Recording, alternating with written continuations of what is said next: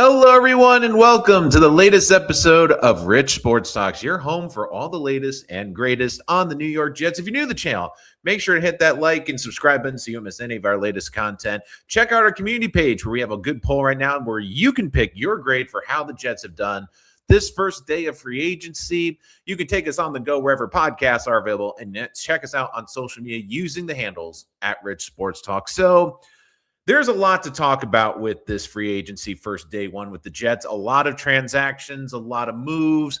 We'll get to the individual players, how they will impact this team. But I wanted to start with a broader topic in this video, and I think it's very important. When Aaron Glenn ended this season, he was telling this Jet fan base that we have a plan. And we all were like, okay, show us. And the big thing I took from the end of the season was, is Aaron Glenn going to learn from his mistakes? Because one of the big criticisms I had of last offseason was that they didn't bring in guys who had worked under Aaron Glenn before, guys who had been in his system, that he'd been a coach with, guys that understood what he was looking for. And that was one of my biggest critiques. And one of the other things I kept bringing up, but a lot of it was you guys here on this channel. Again, you guys have some great observations. Make sure to get into the chat as well. Super chat to jump to the front of the line. And Chris, again, thank you always for the support. The big thing I got asked all the time last year, throughout free agency, throughout the draft, and throughout the summer, was a very simple question, but it was an important one. Nolan, what scheme do you think the Jets are running? And I kept going back and I'd be like, I don't really know, because I look at the draft picks, I look at the players that they retained, I look at the players they brought in, and it just seemed to me like they were going to go with a 4-3, maybe try some 3-4 concepts. There just didn't really seem to, quote unquote, be a plan. And one of the things I said going into this offseason was, as a Jet fan, we want that there is some vision. We want that there is a plan, that the Jets have a plan. And I will give Aaron Glenn some credit, because I think he took the lessons he learned last year and is applying them. Because could I have easily seen him going down swinging, not bringing in certain players again? Absolutely. But it's clear that he has a plan. He wants to run a 3-4. He wants big bodies up front. He wants to stop the run, and he wants to apply pressure throughout the defense and have guys that can blitz from all levels of the defense. So at least we have a plan for the defense, and a lot of that was constructed throughout free agency today. And the first one was a big trade. The Jets traded a 7th-round pick for Minkah Fitzpatrick of the Dolphins, and I think this was a great move. Don't let him get to free agency. You sign him for what I thought was a reasonable deal, $40 million for 3 years, 29 years old, a two-time All-Pro. Now, again, a couple of years removed from having 17 interceptions his first couple of years, only 2 interceptions the last 2 years. But this is an upgrade. This is a ball hawk on the back end of the defense. And this is someone that was with Duker last year, understands what he likes to do on the defensive side. And really, the Jets have added some great playmakers. And even later tonight, before I came on the air, the Jets in the last hour and a half signed Dane Belton from the Giants. And all of a sudden, Belton, Fitzpatrick, and Malachi Fields, you look at that room, it's a certain upgrade over last season where it was Tony Adams trying to figure out Andre Sisco. Minkah Fitzpatrick was still the 7th highest graded safety last year, despite being 29. And we don't need him to be an all-pro. But is he going to be an above-average starter for this team? I believe so. And I don't think the Jets at best had average safety play last year. And one of the criticisms of this defense was that they didn't have the ability to force turnovers. Again, they didn't have an interception. And I think one of the big reasons was the corners didn't take risks last year because they knew the safeties behind them weren't going to bail them out. Now, all of a sudden, you have Minkah Fitzpatrick back there, who's a ball hawk, who can create some takeaways. Hopefully, he can get a takeaway or two this year. But I thought that was a shrewd move. And like I've been saying all offseason, I really thought that the Jets were going to move a lot of this day 3 capital for proven players. And here's a great example. They moved the 7th-round pick. They got a safety. They didn't have to go to free agency. I think they got a good deal, good market value. And then I look at Dane Belton. They signed him for a 1-year deal worth up to $6 million. And I looked, 100 tackles with the Giants last year, only 25 years old, 240 career tackles, 4 sacks, 6 career interceptions.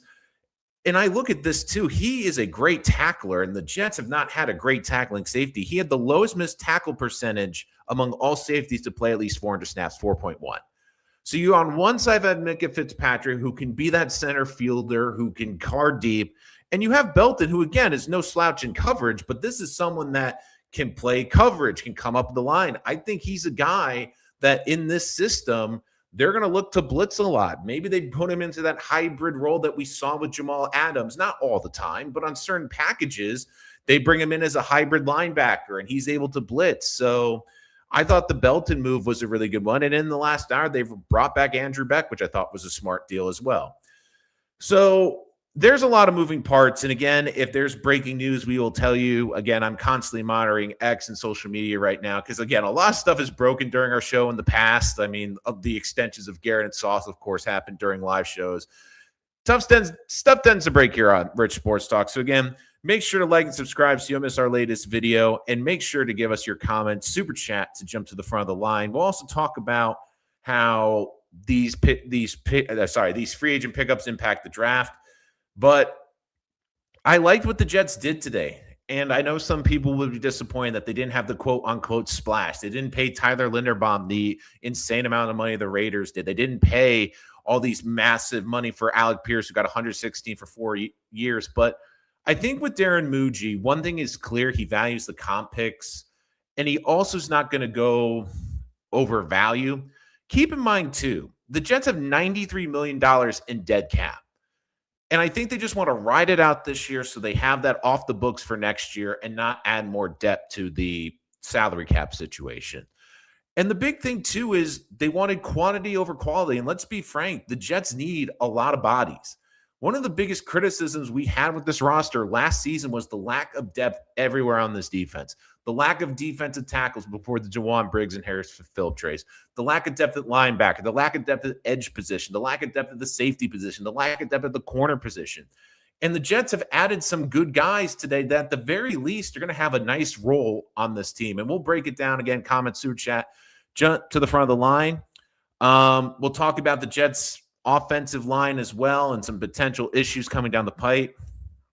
I mean, the big one today was Joseph Asai, the edge rusher, 3 years, $36 million, 21 guaranteed. Now, again, some people are going to be like, well, he's only had 5 sacks in the last 2 years each. But this reminds me of what I called the Joe Douglas special, which was a front-loaded 3-year deal, 21 guaranteed the first 2 years. Basically, there's nothing on the back end. And I look, this is a high motor guy, great edge size, 6'4", 255, coming off a best year, career high in pressures, career high in win rate, improved run defense. And again, this is a guy that was playing with his hand in the dirt last year at 6'4", 255. That is a position where you can get moved off. And let's be frank, the Bengals do not have a good defense. They don't have a lot of good players around him. And now in this scheme where they're going to ask him to stand up off the line, and you look at the defensive line of all the 300-plus pound bodies they've got there, they're going to take up space. And this is going to be someone that at the very least is a solid edge, can set the edge against the run, and there's going to be a lot of run theme. Again, every defensive player in this was basically designed to stop the run. And this is the type of player you want to bet on in free agency. If you're the Jets, 25 years old, still entering his prime, still an ascending player, this is someone that you're hoping a DJ Reed type of fit where you see some things you like on tape. You hope it's the right fit. At the very least, I still think this is a solid rotational defensive player. All I need to tell you is this. For an edge, would you rather have Asai or would you rather have Michael Clements? I'll wait. Next up, we have Kingsley Enabre from the Packers. They signed him to a 1-year, $10 million deal. 6'4", 265 pounds. Again, can add a little oomph in the pass rush. Not as much of a rusher as Asai, but a really good motor guy, really good edge. I see his role on this team being the edge in early down situations. So you take Will McDonald off the field for more pass rush specific scenarios. And again, he was one of the better run defensive edges in the league last year, a top 10 player in that regard. And look, the Jets are making it clear they want to stop the run. That's why they also got David Onyemata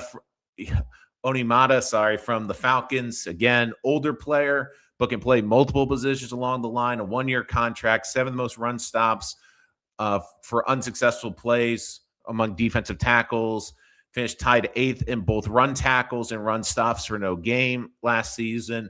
A versatile piece. You can move him along the line. And again, just They have depth now at defensive tackle. They have depth now at the edge position where if the Jets don't love an edge in this draft, maybe they don't have to take one with the number 2 pick. And look, and then they rounded out today, bringing back for not the first, not the second, but the third time, Demario Davis at the age of 37 on a 2-year deal. And I think this is still a player that has juice, still a player that's good against the run. But this is the big thing. He's a leader. And this is something that is sorely missing from the Jets. And why Mike McCagnon picked Avery Williamson over him, I will never understand.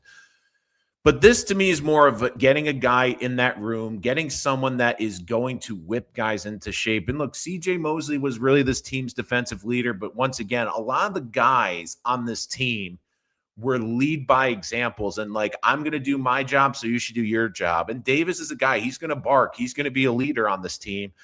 And the big constant I see today, and the one thing I take away from today is this. The Jets have invested a lot in the defense. I understand people are frustrated with the offensive side. We'll get to that in a minute. But right now, I look at this defense. The floor has certainly been raised because they at least have depth. They have NFL bodies who, again, might not be starters, but at least will have a significant role on this team. I think the safety room has been elevated. I think that the linebacking room has been elevated. I also think the edge position has been elevated. And it's not saying that the Jets are going to be elite, but at least you feel like they have competency. And the one big thing I look at is this. When we came into camp last year, who was the leader on this defense? You didn't really have that guy out there. I think they were hoping Jamien Sherwood could be, but it wasn't it. Harrison Phillips was traded for and basically became the leader, it felt like, overnight, despite not being here in training camp. And the big thing I take away is now the Jets have a leader or a guy at each level of the defense. You have Minka in the back end of the defense at the safety position. You now have Davis at the linebacking. You have Harrison Phillips in the front defensive line. You have guys that are going to hold people accountable. And these are guys that now all of a sudden you have a rotation, so you don't have to play a guy like Michael Clemens 30, 35 snaps a game. They can play 20, 25 snaps a game. They can move around. They can do different versions. They can do different lineups. They can do different sub packages. Like, this gives the Jets a lot of flexibility. And I really like what they've done so far. I think they've done a tremendous job. And look, is this going to be an elite defense? I don't think so. But do I think they're going to be the worst defense? No. Do I think that they can at least be a competent defense, or at least a respectable defense? This is a team that the last couple of years, even under Robert Saleh, teams could run the ball down their throat. Run the ball down their throat. And now all of a sudden you have a defense with some guys that can really hit and are bigger and physical. I mean, you've really upgraded the size of this defense, the physicality of this defense. And overall, I think it was the right decision. And at least I have a vision of what this defense is going to be in 2026. Where with 2025, I didn't see it. We'll talk about some significant losses from the Jets coming up, the offensive side of the football, the quarterback carousel. But before we do that, again, Super Chat, jump to the front of the line. We'll get to some of your questions in just a bit. Again, put in your thoughts about the transactions today, your favorite moves, your least favorite moves, players about the questions. Let us know in the live stream, and check us out on ever podcasts are available. Again, if you're not able to join us live, you can take us. Sorry, I'm so excited about free agency. I'm losing my ability to talk, apparently. So you can take us wherever podcasts are available. And also, don't forget, we have plenty of great content coming up around the NFL draft. We'll have more mock drafts coming out, and I know you guys aren't going to want to miss any of that. So was this a perfect day for the Jets? Absolutely not. And I'll talk about the quarterback carousel in a little bit, but there were a couple of moves today that really made me scratch my head a little bit with Darren Muji. And overall, I think Darren Muji had an excellent day. But I look at this team, and there's one position that I do not agree with how they've handled, and that's been the offensive line. So John Simpson signed a 3-year, $30 million deal with the Ravens.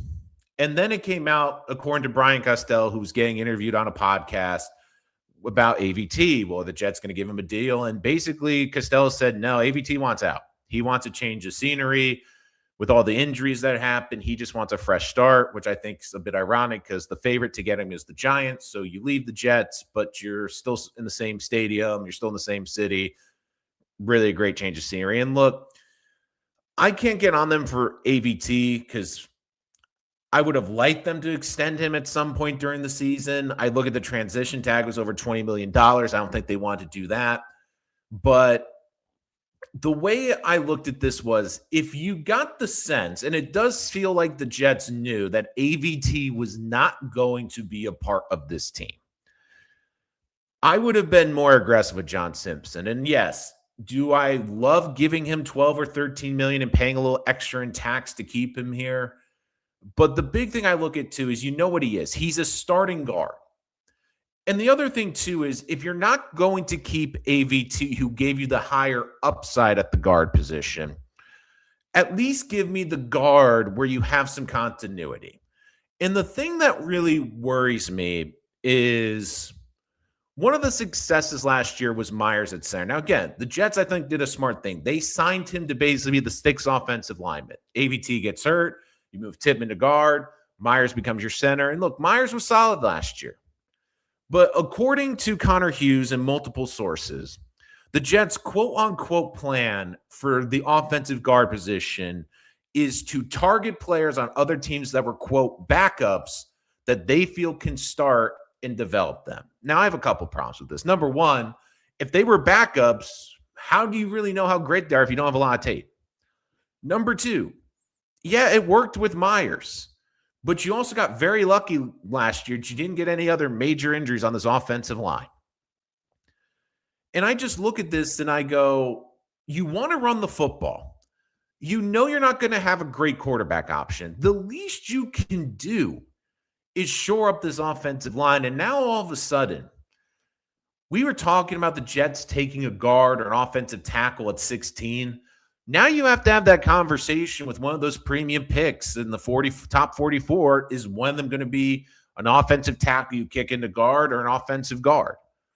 Because if you want to control the line of scrimmage and be dominant in the trenches, which is what they clearly want to do, it doesn't make sense. And I really hate that. It might come out that John Simpson also just wanted to get the heck out of here. Again, goes to the Ravens, great program. I get that. But if John Simpson would have come back for 12 or 13 million and you didn't get the deal done, then that, I think, is a huge oversight by this team, especially when it's been pretty clear that AVT has basically said, yeah, I'm going to go somewhere else. Now, I know some people argue, well, they could have put the transition tag and trade him, but you're not going to get much. And plus, the transition tag is going to be $20-something million. And I just don't think that with the Jets, you were going to – you knew AVT was leaving. I don't get why you didn't get Simpson. And when I look at it now, it's like Simpson, when he first signed, it's like, okay, my feeling was the Jets feel pretty confident that they're going to get a deal done. And then it comes out that no, AVT's pretty much out the door. And again, he hasn't signed yet. Maybe he's testing the market, and maybe the market isn't what he's expecting, and the Jets are offering more and he comes back. It's not a foregone conclusion. But it is frustrating to see how they handle the offensive line so far, when I thought they did a very good job last season. The other big move, Nick Folk signing a 2-year deal with the Falcons. And look, Nick Folk was unbelievable last year. And I know we were looking to settle the kicking position. It's been a constant turnover here. I know a lot of fans were outraged. I wasn't necessarily one of them. And here's why. I think Nick Folk is a very accurate kicker and is great, but you're seeing now with the new kicking footballs, you need kickers to get points. And with the new rules where you're close to the 50, you're seeing 60-yard field goals become standard. I think the Jets are going to look for someone with a bigger leg. And they also realize too, if we're not going to have a great quarterback, we need to get points any way we can. And if that's just getting over to the 40 and kicking a 57-yard field goal, we have to have every weapon that we can. And I also think Nick Folk understands. Like, look where he went. He's going to Atlanta, who plays indoors. He's going to the NFC South, where when you look at their schedule, 8 or 9 of their games are going to be in a dome. And then you look at when they go on the road, Carolina outdoors, but beautiful. Tampa outdoor, beautiful. New Orleans indoors. Most of his games are going to be in really great climates. And I think that's really going to help him. And look, I understand people will be frustrated, but I'm more frustrated with the handling of the offensive guards. I mean, that's just personally me. There's still a lot of runway to go. The other thing, too, is you have to look and see what the Jets do in the next coming days because there is a lot of moves. Like today is the first dopamine hit, but there's always someone that sleeps through the cracks. Leo Chanel is still out there. Can you get him for a good value? There's still a lot of moving parts out there. I'm curious, especially with the offensive line. Brian Thomas, obviously, is definitely a big name out there as well. And, look, maybe the Jets just love taking offensive line in the first round. Maybe that's just it. Maybe they're just inclined to take an offensive lineman every year. Look, I don't mind the offensive line.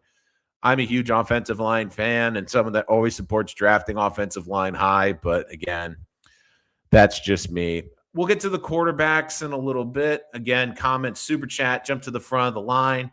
Let me know your thoughts on free agency. Would love to get your opinions in here as well. So one thing that did not break well for the Jets was the quarterback market. And basically, I feel like we're going to end up with some combination of Geno Smith, Andy Dalton, or Carson Wentz. And again, I know people are sick about that, but there were a couple dominoes that just didn't fall the Jets' way. If Malik Willis went to the Cardinals, which was what I was personally hoping for because I don't want the Dolphins to have a quarterback, then Geno Smith goes to the Dolphins. Jacoby Brissett becomes a trade asset. But, of course, Malik Willis goes to the Dolphins.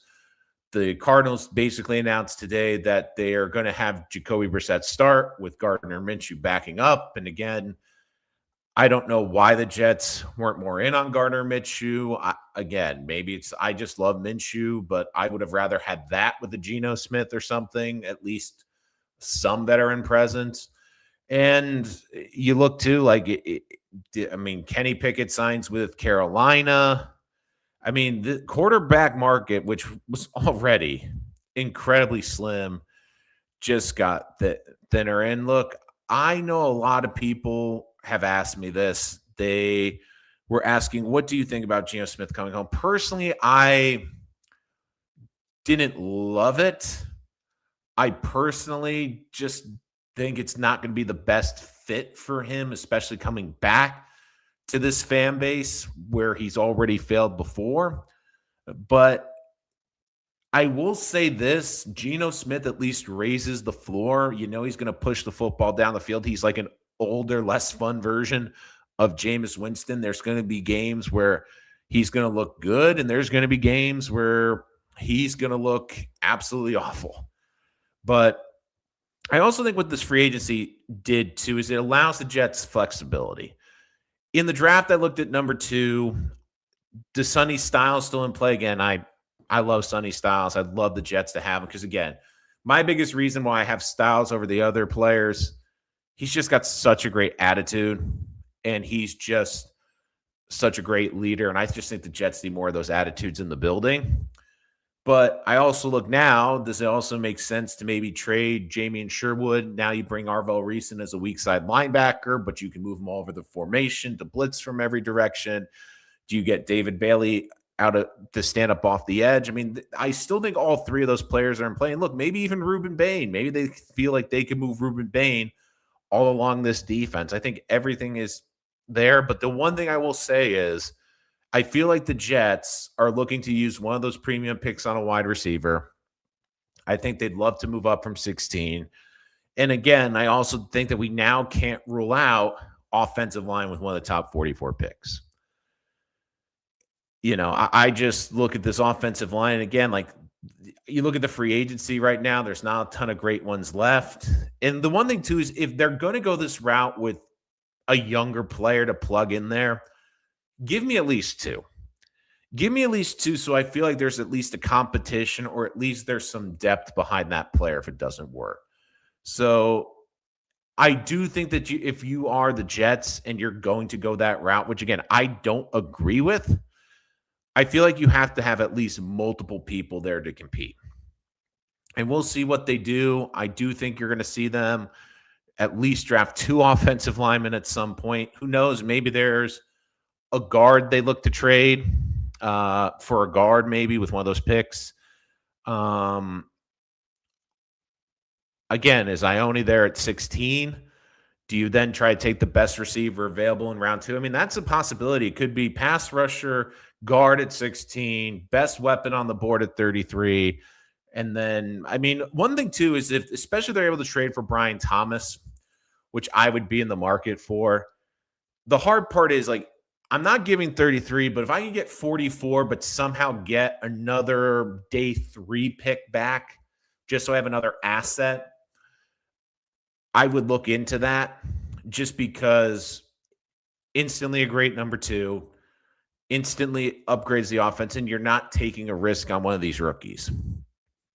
So, but overall, again, outside the interior offensive line, which I didn't love the way they handled it, I thought the Jets had a good day. I think they've gotten better, and it's more about the depth. They at least have NFL bodies where if there's an injury or two, I'm just saying, I feel like they at least have depth there. And it's interesting, too, like if it's going to cost the Jets the 44th pick to get Brian Thomas, I do think it is worth it. Now, I understand the frustration with AVT, but who knows with AVT? In a weird way, and I'll talk a little bit about this later, AVT, like, sometimes you have to get people out of this building. And we always talk about, like, the solemn mope, the moping mentality, the woe is me attitude. And if he is attributing to that, and again, we're not in the locker room, we don't know what's going on, we don't know what's being said to the coaching staff, then maybe it could be an addition by subtraction. It just still sucks that, you know, a player that you've seen the talent keeps getting hurt in weird ways, but you've invested not only a first-round pick, but you trade up in the first round to get him, leaving at the age of 27. It is very tough, and look, I do think there's going to be a bit of a bidding war for Brian Thomas Jr., but again, if that happens, it opens up. If they get Brian Thomas, all of a sudden, pick 16 offensive linemen definitely coming down the tracks without question. So a couple of questions. Let's get into some of them. I do have a fun joke. So Mr. Vaughn, AVT is hit or miss. Awesome when he plays, but he doesn't play LOL. And I agree with that. But the problem I have, though, is this. If they knew AVT wanted to change the scenery and didn't want to be here, I would have been more aggressive bringing back John Simpson. Yeah, would I feel comfortable at 12 or 13 million a year? Because I know they would have had to pay a tax. But at least then I have continuity. At least I know I have someone that fits on this line. And at least I'm not taking a risk on trying to find a left guard out there.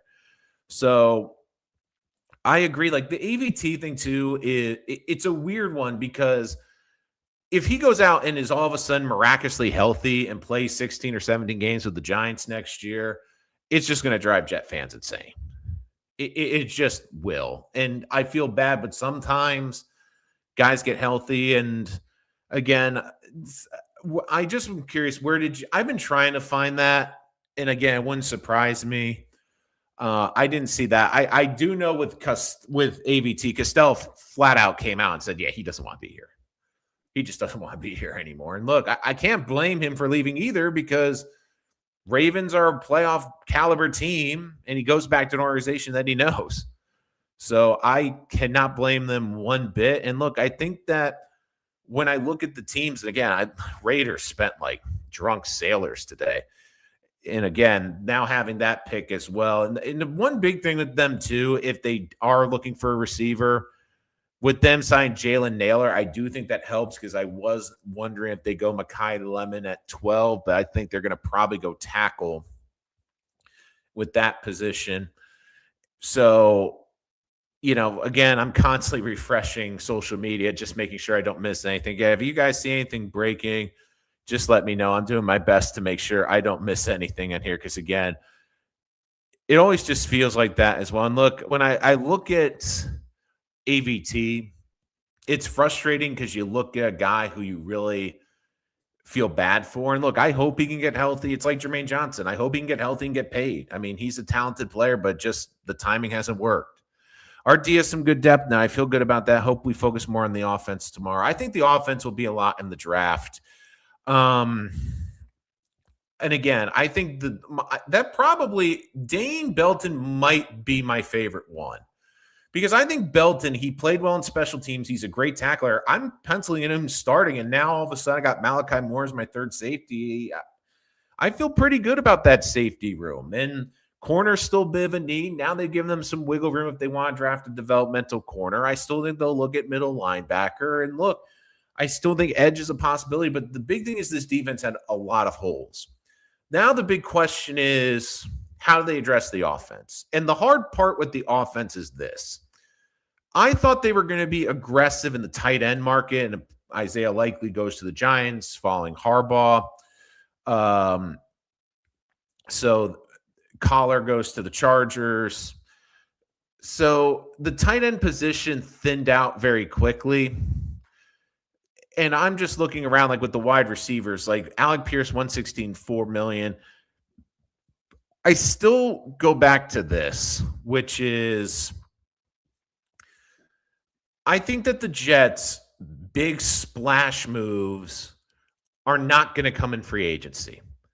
The patches are going to come in free agency. What do I mean by that? I believe that the Jets' big, and again, you can make the case the biggest splash move was Minkah Fitzpatrick. And yes, they extended him, but that was due to a trade. So I think that the splash move is like getting a Brian Thomas or trading for that wide receiver. Maybe they'll surprise us tomorrow. Devin Lloyd's still out there, 27. But again, it's got to be for the right price. And if they can work on that, Leo Chanel's still out there as well. Just looking at some other players as well. Like I'm just trying to see who's available. Again, it's been such a fast pace. One thing I'd look at too is Elton Jenkins was released by the Packers. I'd give him a big contract to play center. He also can play guard. I mean, I would definitely look to add him. But again, I don't know if he wants to go to more of a contender. I don't know if he's looking to go somewhere. I mean, one player I might look at is Juwan Jennings. If you can get him for the right price. Again, I worry about the injuries, 29. But if I could get him under $20 million a year, which for receivers now is the going rate, I might be interested. Again, bigger body on the outside. Reek Woolen with the Seahawks. Again, I think is going to be a bit outside their price range. Romeo Doubs is another one at 26. But it's, do they see him more of an ascending player? If they do, maybe. But Doubs also plays a lot in the slot. So does that take away from maybe playing Garrett Wilson there a lot? And look, I think Kyler Murray, again, he's really the last quarterback domino of the fall. I think he's going to Minnesota. And then the question is, if they don't sign him in Minnesota, the question then comes, well, why didn't Minnesota sign him? which would definitely be very interesting as well. I mean, one player I would love, just because, again, we've always talked about, is Jadeveon Clowney, just on a one-year deal, just to help get another edge setter in here. Again, comments, super chat to jump to the front of the line. Problem with the guards out there's not a lot of young ones. Like Joe Bettino from the Browns is 34. Zeitler from the Titans is 36. Speaking of the Titans, like, I'm not gonna lie, like I seriously think they need to wear the New York Titans jerseys next year, because Robert Saleh and Brian Dable failed in New York, failed in both the Giants and the Jets, and have just basically decided we're just going to bring back all our former Jets and all our former Giants. And I did laugh with John Franklin Myers getting his contract there, and I'm happy for JFM. But man, I think that's a petty shot at Joe Douglas. Where I think Robert Saleh was not too happy about that trade. I mean, one thing that could be interesting too is I thought Nick Cross could be in play with the Colts, but with Minka on board, I do think unless you're not confident in Malachi being the third safety, you want Dane to be more of that third safety. Again, Nick Cross is someone to look at potentially. I mean, he's someone out there. And look, I don't think the Jets are going to get Mac Jones and McKee. I mean, there's been talks, but both those teams say they want a second round pick, and I'm not giving up a second round pick for them. I'm sorry. I just am not. I am curious. One player would be intriguing would be Luke Fortner for the Saints. You know, he played for Eric McCoy last year after a season-ending injury. He played decent down the stretch. I'm curious, again, 28 years old, maybe a little bit out that peak, but could you move Myers to guard? I mean, that could be a possibility.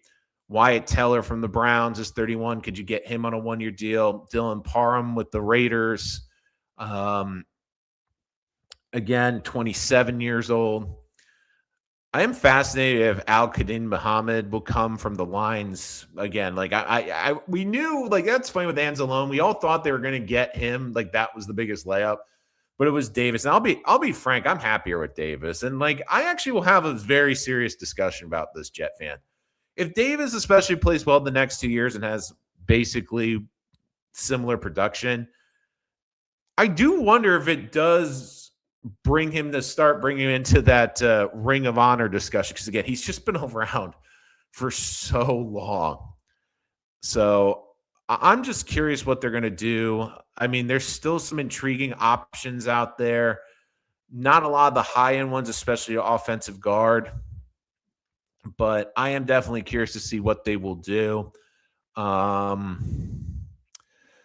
It was interesting, too, because you have Jamar Soller from the Chargers. I mean, you know, they try to move him inside the guard. He didn't play great there. He moved to tackle, played better at tackle. It's one of those weird things where you'd love to have him there as guard. But, again, I don't love necessarily the plan that the Jets are doing with the guard position. Again, Leo Chanel still out there at 25. If his market comes down as well, like I definitely would be in on it. Again, part of good acquisition here in free agent is being patient on those day ones, on day two players and letting the value come to you.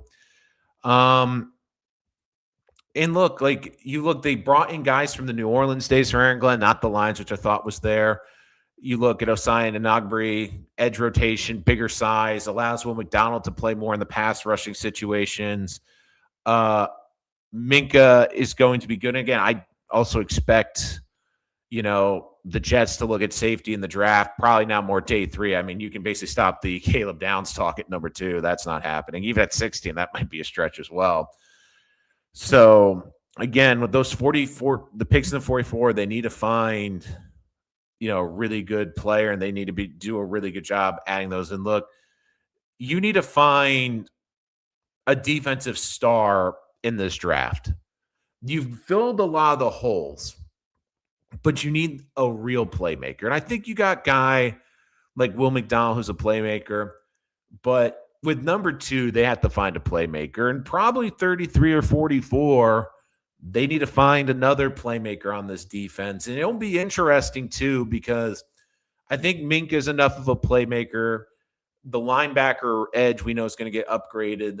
The one position on this team, especially on the defense, that you don't feel you have that guy that can turn the football over is the corner room. And I'm curious now where they're going to look to upgrade the corner position. And look, I think Stevens played solid. A.Z. Thomas, I need to see more tape. Brownlee, I think, is solid in the slot. But they're guys that they're physical. I feel they're good in coverage. But for whatever reason, the 3 of them aren't necessarily the instincts to take the ball away in the air.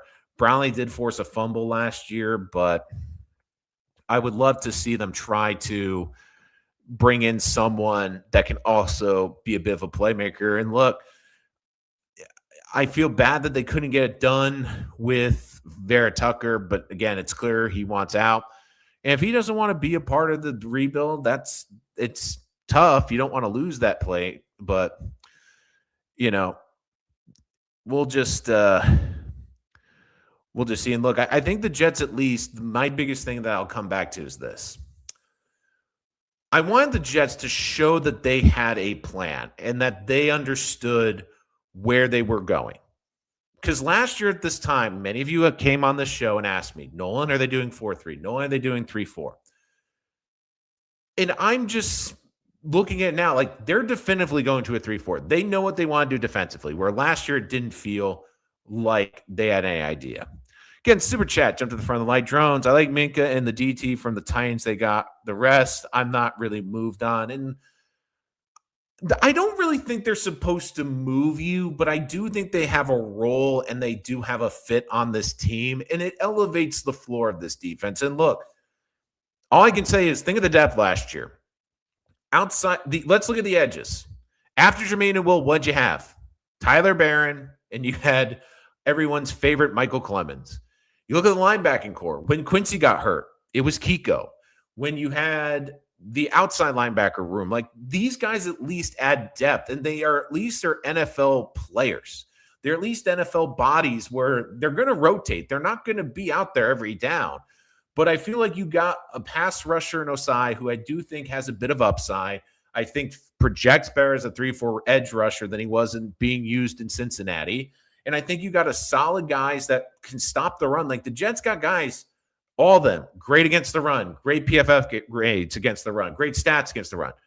They're not going to be able to run the football. They don't want teams to run the football on them. And I do think they have that attitude, and they've had a lot of weight. I mean, every defensive tackle they've added or defensive lineman, well over 300 pounds. I mean, they are looking for some serious beef out there. I wonder why Jacksonville's ready to go to BTJ. He's still on a rookie deal. Do they know something we know? I just think you got to take the talent. And look, the Jets are just so deprived of talent right now. You just have to do it. And look, I do think that it's good that Michael Clemens, like, let's just look at this. They don't have Michael Clemens anymore, which is the biggest thing. Keep it simple. Ooh, nice new profile picture. Keep it simple. Looking good. I'm in the camp of taking guard at 16. Wide receiver 33, Nussmeier at 44. So here's my thoughts. I think Nussmeier, if at 44, I would try to trade into round 3 and take Nussmeier round 3. I think he's going to be round 3. Nussmeier, to me, his ceiling is a really good backup in this league, and there's nothing wrong with that. But if I'm the Jets, and this is the hard part we're running into, which is what is better for the long-term success of this franchise and what's better for this regime? The better thing would be to take a quarterback to sell hope. Nussmeier, to me, if you could trade down out of round 2 and get a player plus Nussmeier, I would be more willing. I just feel Nussmeier is a good backup in this league. And look, he's a guy that if you needed him to play 3 or 4 games, you can be competitive. I think he'd be smart enough to keep you in games. I just don't see him being a guy that can carry a team or be a starter for 17 weeks in this league. There's a lot of things I like about his game, but I worry about the durability. I worry about the size. And again, you look at the production last year. Like, you can blame the coaches, but this is also another team that LSU's got a lot of talent. It's not like you don't have talent throwing the football around. So with Nussmeier, I think 44 is just too high. I mean, I'm having a hard time looking at Ty Simpson at 44. Like, if they had Simpson at 44, I'd be like, at that point, okay. But I just look at it now and I'm going, okay. The other thing, too, with Brian Thomas, why I also think it would be a good investment, is then it allows you that flexibility in the draft where you're not desperate for a wide receiver. And, you know, it's – I'm trying to figure, too, like, again, like, there's a lot of rumors about teams looking to move off of him. But, I mean, I just look at Brian Thomas again. He's a 6'2", 210-pound receiver. You know, 31 games, has 12 touchdowns, almost 2,000 yards, 14.7 yards per catch. I mean, he was a star his rookie year. Last year didn't go well. Look, I don't know exactly what's the full deal with it, so I'm not going to pretend like I know. But I just want talented players. And look, if you're going to have Geno Smith, let's face it, you have to get the best players possible in here. And if you have to go pick 44 to get him from Jacksonville, don't forget this was a top 20 pick. And apparently a player that, Joe Douglas didn't think was as good as Malachi Corley. Oh God. Um, and I'm just looking right now, like you need to add some also stable veterans here. I mean, they've added veterans today, but you want to add some players with some upside, and that would add a little bit of juice to this fan base. And, speaking of funny too, like, I mean, it's funny too. Like, imagine you have both. I would love it. Let me know in the chats. Are there any Jet fans that still have a Geno Smith and a Demario Davis jersey? I mean, hey, you don't have to buy any jerseys this year. You can just dust them off. So I think it was a solid first day. I think that they did a really good job of getting leaders. And look, like, I also wouldn't rule out number 2, Sonny Styles. Like, could you have Demario Davis here and basically tutor him to be the next great linebacker here? Like, I wouldn't rule it out. And the one thing I keep going back with Sonny Styles, and I get the premium edge position. I understand that they're going to need a pass rusher in this draft. I get it. But the biggest thing with this Jet team and this organization that we have talked about for years has been this. And keep it simple, very simply, they're not trading Brissett. Cardinals announced he's going to be starting, and Gardner Minshew's backing up. So the quarterback dominoes also didn't fall the Jets' way. Again, super chat, jump to the front of the line, comment below. The one reason I keep coming back to Sonny Styles, and not to say that Arvo Reese or David Bailey wouldn't be a great attitude adjuster in the building, but everything you hear out of Ohio State is how much he's respected, how much smart he is, and how people gravitate toward him. The Jets need that type of leadership. That's why they're going out and bringing in Davis. That's why they went out and brought Minkah Fitzpatrick. That's why they traded for Harrison Phillips. But again, those are short-term guys. Minkah, the longest he's here is 3 years. You have these leaders develop the next true leader of this defense. If you think that Sonny Styles could be the next Fred Wagner, who can be, or Patrick Willis, or can be the middle linebacker that is the leader of this defense for the next 10 to 12 seasons, I would do it. And the biggest reason is not necessarily because he's the best player in this draft, but if he's going to do the most to change the culture here, if he truly can help break the psyche that is this loser mentality in the locker room, where he's one of those guys that can do it, that to me is how you do it. So, Mr. Vaughn, that made me laugh. I mean, could you imagine when Geno left? Like, if I was to tell a Jet fan at the time, like I came from the future and Geno would be back with the Jets in 2026. I mean, not yet, but I think some combination of Wentz and Geno. And look, I get it. It's not exciting, but you look at the market. Just look at the way that the quarterback market flew today. Malik Willis instantly goes to the Dolphins.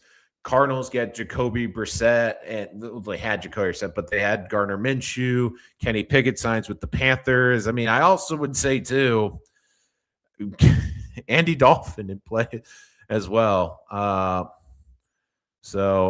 look, I just look about Dane Belton. I think you upgrade from Tony Adams. Like, all these guys for the depth at least add a solid floor to this defense. They add a solid to this defense. We're like, okay, this defense I think can be respectable. You're not going to run over this defense like teams have had for the last couple of years. So I just like that now you also have leaders.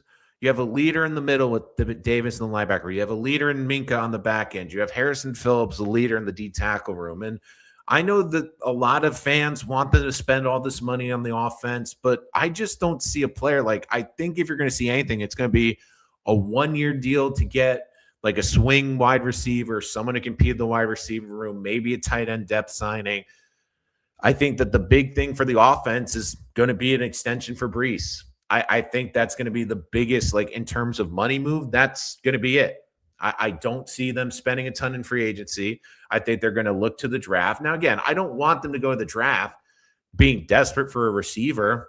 But the other thing, too, is let's say, for example, when you plug holes, The good benefit to that is you're not as desperate. So let me play a hypothetical. Let's play a game here. Let's say the Jets, it's draft night, okay? I can, but bear with the baseball. But, anyways, let's say the Jets trade pick 44 for Brian Thomas, and Brian Thomas becomes this team's number 2. That could impact the Jets significantly. What if pick 16 comes up and, Mekhi Lemon or Carnell Tate is there? Well, I understand that the logic would be to take them, have 3 elite receivers, but you're already paying Garrett. You just traded pick 44 for Brian Thomas. But you now have probably the last blue chip prospect in this draft. Sitting there at pick 16. Call you up, say, hey, we'll give you 20 and we'll give you a second round pick, or we'll give you a third round pick, or even better, give you a pick in next year's draft. Or maybe the Chargers love a receiver from 22. Maybe Cleveland at 24. By filling holes, especially if you fill big holes like that one, it gives you some flexibility. Maybe the Jets then still walk out with 2 picks, like 4 picks in the top 50, and they still had Brian Thomas. There's possibilities that happen. But now all of a sudden, too, you look at the desperation. Now all of a sudden, 16, do they have to feel obligated to draft an offensive lineman because of losing ABT? I mean, these are all very distinct possibilities. I also throw out this scenario. What if you like a couple of the edge rushers, you pick Sonny Styles at 2, and then you come back at 16 for another edge, like a Keldrick Folk? Like, that could be a possibility. Like, filling these holes allows you to be more flexible. It allows you to maneuver. It allows you to be more fluid. It allows you to do a lot more things. I think that there's a chance. I think with the Raiders move today, I thought they would be in the market for a receiver. I think they're going to go offensive line at pick number 12. Just looking at the board, the more I look at it, I feel like once we get out of the top 10, some of these teams are going to do this.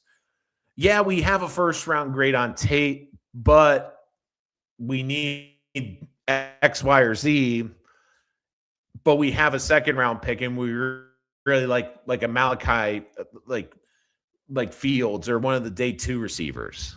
I mean, that is also another way to look at it, too. Like, I just look at it right now, like, does Arizona go wide receiver? I think they take a defensive player that the Jets don't take.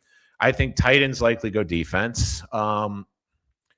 Washington, I think New Orleans will go receiver. Depending on what happens with Kansas City, maybe receiver. Miami, they still have Waddle, but could they? I think their offensive line's so bad, though, that they have to take one at 11. I mean, Dallas at 12, maybe. The Raiders, sorry, I messed it up. The Raiders at 14, not 12. I think they go O-line. Rams have a bunch of receivers. I think the more you look at it, the more likely that one of the receivers gets there. Again, Super Chat, jump to the front line, comment. Hope not too bad. Now, hopefully I'm back again. Testing 1, 2, 3. Thanks for letting me know, Mr. Vaughn.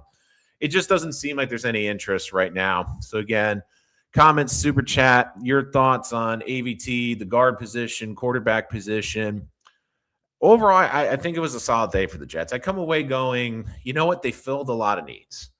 And it's clear their strategy. It's quantity over quality, where they want to get as many NFL bodies. Like, you look like right now, like if I was to say the 22 positions, both sides of the ball, how many legit starters would a top 16 team have? And I think it'd be hard to find 10 on the Jets last year between those 22. So you have to really fill out the depth of this roster. And look, I think you did the right approach. Take a swing on younger free agents with still some ceiling, guys that you think will fit in this scheme, guys that are being overlooked. And I do think it is funny that, again, I feel like more Jets are signing with. I'm amazed I think my biggest surprise is Quincy going to the Browns. Like that, I thought Quincy, I again, like many thought Anzalone was coming here. I just thought Quincy was going to Tennessee.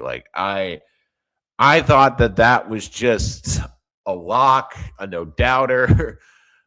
I just thought that was easily going to happen, but man, I'm just shocked that didn't happen. And it was also funny too because Jermaine was like at Quincy, and I think he really was hoping he was hoping he'd come there. So I'm surprised Quincy again. Quincy going from the Jets to the Browns, it's like, why would you go if you're going to go to an organization? Why not go to Robert Saleh, who's the coach you had the best performance under? Unless you were going to a contender. I just don't get it. Again, I think some of the moves that weren't made were great. I'm happy the Jets didn't sign Tua. I mean, does the Falcons have the most injured quarterback room in the NFL between Penix and Tua? Will they have a personal ambulance and a personal injury room for the quarterbacks there? It is just, it is just crazy. And again, some of these moves, I think that you look to the deal for Minka was great. Three or $40 million, again, 29. But that makes him the 13th highest paid safety. I mean, for a former All-Pro. Again, I'm not expecting him to be an All-Pro again, but that's a good value. I think he's easily a plus safety. It's also funny too, the Chiefs, had 3 corners drafted in the 2022 draft and all have signed major extensions with other teams. That to me is absolutely fascinating. And, I think that these moves also, now all of a sudden they're not desperate. The one position is offensive guard, but do they transition to someone there? Carr, from all indications, is not coming out of retirement. There haven't been even phone calls to New Orleans, so I don't think that's happening. I mean, I'm really thinking, and it's hard, I just don't see McKee getting traded. I don't see San Francisco moving off of Mac Jones. And again, you're trying to think of all possibilities out there that could happen. And again, it's not a great market. I think the Jets are going to sign 2 veterans who won't be exciting, but they'll draft someone day 3 as a floater, like a Drew Allar or a Garrett Nussmeier. I think that's the plan. And, it's one of those things I think with the Jets looking at, if it's not a great quarterback class, why would we spend a ton of money on it? And so, but I get it. It's tough when you see the Dolphins land Malik Willis and now they have a quarterback, and you look at the AFC East in the 6 games, you feel you're going to be, well, unfortunately, Mariota resigned with Washington, so that's off the board. So again, it's a thin quarterback market. It really is. It's, the only way I could see the Jets adding another quarterback is the trade route, but it's going to be like a Garrett Stidham or some real dart throw that you haven't seen at all, or some guy that hasn't played really at all. But I mean, look, it looks like it's coming down to the Jets and Giants for Brian Thomas. The one thing I think the Jets have more capital to go get him. I don't know if the Giants are going to commit as much. And look, the Jets last year had a historically bad defense. They were one of the worst defenses of all time. They didn't have an interception. They were basically dead last in pretty much every category. So the fact that they're investing in the defense, I think, is smart. And look, I just feel like the floor is raised at all 3 levels of this defense. And it's clear they have a plan. Last year, we had this discussion so many times. Again, I also check out our community page where you can vote on your thoughts on the first day of free agency. Davis Mills, if it's a day 3 pick, I would do it. I would definitely do it. I just feel like this Jet defense is better today than it was last year. Just with again, they're not the sexiest names, but I look at the players last year. How many times, especially down the stretch, where the Jets playing with guys that you were like, not only are they not NFL players, but are they guys that would be on a practice squad? Like, you would look at especially on the front seven, like all the undrafted guys they were throwing out there. You're like, these guys don't belong in the National Football League. And at least now you've got guys that are National Football League players, guys that have proven that they have at least been productive in some capacity at this level. So, again, I am curious to see. I just get the feeling I'm going to log off and get the notification. Brian Thomas Jr. is a New York Jet. But overall, again, comment, super chat, jump to the front of the line. Make sure to like and subscribe. We'll have plenty of great mock drafts. Is that a Devin Lloyd to the Panthers? I guess that just broke. I haven't seen. Again, I keep refreshing, and it's like I'm trying to make sure I'm not missing anything. Yeah, Devin Lloyd would have been someone I'd be interested to. Leo Chantel is still out there. I definitely would look to him as well. And look, I just feel like the Jets had a good day one. Like, they were able to get some good depth and some good players. And again, Devin Lloyd, 45, 3-year, 25 fully guaranteed. So it's very similar to the Sherwood contract. I'm trying the amount and the years are the same. I'm trying to remember what Sherwood's. I think it's definitely more guaranteed than Sherwood. I want to say Sherwood was like 15 to 20 million guaranteed, but I mean, good move there for the Panther. For the Panthers. The way they worded it was like it was weird. It looked like it was the Jaguars. Other news: J.K. Dobbins going back. 2 years, $20 million to the Broncos. Looks like Kendrick Bourne, 2-year deal with the Cardinals.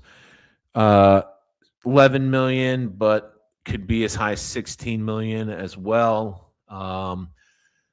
So I just look like I still feel like the Jets, like I don't feel they vastly overpaid for anyone. I think they got good value today. And look, I think the big thing is we're just weighing on the quarterback. And again, I don't think it's going to I just get this feeling that when you look at it, you need to make sure to get this quarterback. And I don't think it's going to be a great quarterback, so you have to improve this roster around them. And like when I look at BTJ, it's like you bring him as a number 2, you have A.D. Mitchell as a 3. All of a sudden, you look at this offense, you're like, this is pretty darn good. So what about tomorrow? What predictions do I have? I don't necessarily think the quarterback position will be revealed tomorrow. Again, we'll jump on tomorrow night to recap again. I like to do this at the end of the day just to basically get a lay of the landscape and get everything in. But I think tomorrow, what's the Jets' attack plan? I think they look at corner. I think they look at offensive line, especially with Simpson and AVT gone. Again, AVT not official, but from all indications, he wants out. And I do think wide receiver, but I don't think in free agency. I think the wide receiver is going to come via trade. If it's not through the draft, it's via trade. So there will be a lot of more moves to come. Overall, Muji, I think, had a nice day one. You can check out, put in your grade what you think. Again, Darnell Movie did get released, and he's someone I wouldn't mind bringing in for the right price. Again, guy that can stretch the field. I would be all in on him as well. And look, the first day in the books, again, if you were looking for a big headliner or that big, huge contract, I feel like some of you might be disappointed. But overall, I think the Jets had a good first day. I think they attacked the defense. They attacked the depth. And I think they raised the floor. And more importantly, they have an identity. The two things I really wanted Aaron Glenn to pivot on this offseason was when he said he had a plan and he wanted to change culture. I'm like, all right, prove it. Bring in guys that are leaders and bring in a scheme that makes sense and that we have a vision of. And it's clear they're looking at a 3-4. It's clear that they brought in Davis. They brought in Minka. They have Harrison Phillips. Like now they have a legit leader at all 3 levels of this defense. Where last year, I don't think, and look, some of you will say it's a B-. I think it was a solid B+, A-. The one criticism I have is how they handled the guard position. But again, both guards wanted out. It's kind of hard to basically argue against that. But we'll be back with more reaction to the Jets free agency. So much more to come. So many mock drafts. And in April, we'll be unveiling the top 25 draft busts of the past 25 years for the New York Jets. And let me tell you, it is quite the list. It might be something you might need a strong drink to get through, especially if you're a diehard Jet fan. But that's coming next month. We'll have plenty of mock drafts, especially after the free agency period. But it has been a wild day. Start off with a big trade for Minkah Fitzpatrick and ends with multiple signings, including bringing back a fullback. So the Jets were busy on day one. How will it go on day two? We'll be back here tomorrow to talk all about that here on Rich Sports Talk. We will see you next time.